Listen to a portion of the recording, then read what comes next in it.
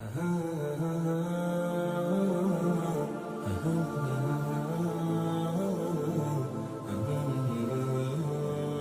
یہاں سے ہمارے لیے ایک تربیت کا پہلو ہے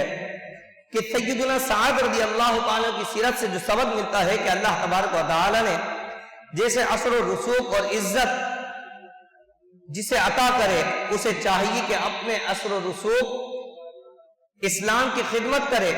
اور اس کی کوشش سے جتنے لوگوں کو نیکی کی توفیق میسر ہوگی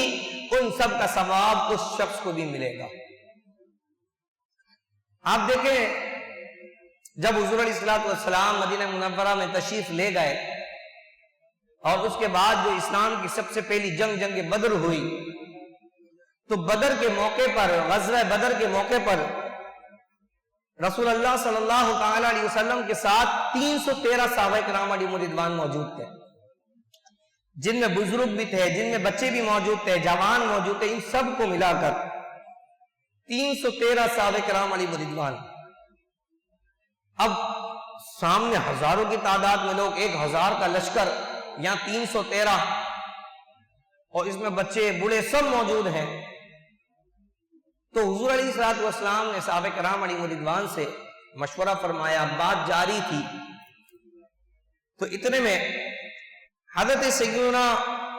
سعد بن معاذ رضی اللہ تعالیٰ نے فرمایا فَأَمْدِ يَا رَسُولَ اللَّهِ لِمَا عَرَدْتَ فَنَحْنُ مَعَكَ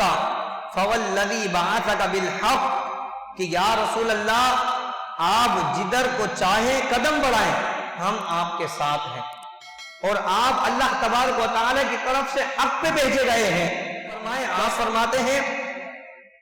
لَبِسْتَعْرَضَتَ بِنَا هَذَا الْبَحْرَ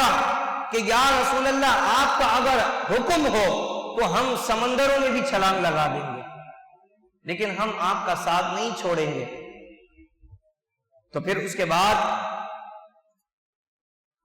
فرمایا وَمَا نَكْرَهُ ہمیں اس بات سے کوئی پریشانی نہیں کہ کل ہمارے دشمن سے جنگ ہو جائے، انشاءاللہ ہم جنگ کے وقت ثابت قدمی کا مظاہرہ فرمائیں گے، اور جو آپ سے وعدہ کیا ہے وہ سچ کر دکھائیں گے، اور ہمیں امید ہے کہ اللہ تبارک و تعالیٰ بھی اپنا وعدہ پورا فرمائے گا، کہ جو اللہ تبارک و تعالیٰ نے آپ سے وعدہ فرمائے گا، اللہ تبارک و تعالیٰ آپ کو فتح عطا فرمائے گا، کامیابی عطا فرمائے گا، تو ہمیں امید ہے کہ انشاءاللہ اللہ تبارک و تعالیٰ بھی اپنا وعدہ پورا فرمائے گا۔ اور دوسری روایت کے مطابق یہ ہے کہ حضرت سیدنا سعد رضی اللہ تعالیٰ نے بھی عرض کی وَصِّلْ حَبْلَ مَا شِئْتَ وَقَطَّ حَبْلَ مَا شِئْتَ وَخُذْ أَمْوَالِنَا مَا شِئْتَ وَأَعْطِنَا مَا شِئْتَ کہ یا رسول اللہ صلی اللہ علیہ وسلم آپ جس سے چاہیں تعلق قائم کریں اور جس کے ساتھ چاہیں وہ تعلق کو توڑ دیں، یا رسول اللہ آپ چاہیں تو ہمارا مال آپ لے لیں، یا رسول اللہ اگر چاہیں جو مال آپ ہمارے پاس چھوڑ دیں، اور ہمیں وہ سب سے زیادہ محبوب مال ہوگا جو ہمارا مال یا رسول اللہ آپ لے لیں گے۔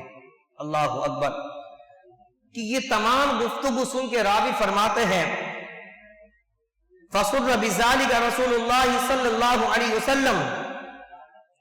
کہ حضرت سیدنا معاذ کی یہ معروضات سن کر رسول اللہ صلی اللہ تعالی علیہ وسلم کے چہرے پر خوشی کے آثار موجود تھے، حضور مسکرا رہے تھے، حضور خوش تھے حضرت سیدنا سعد بن معاذ رضی اللہ تعالیٰ عنہ سے کہ آپ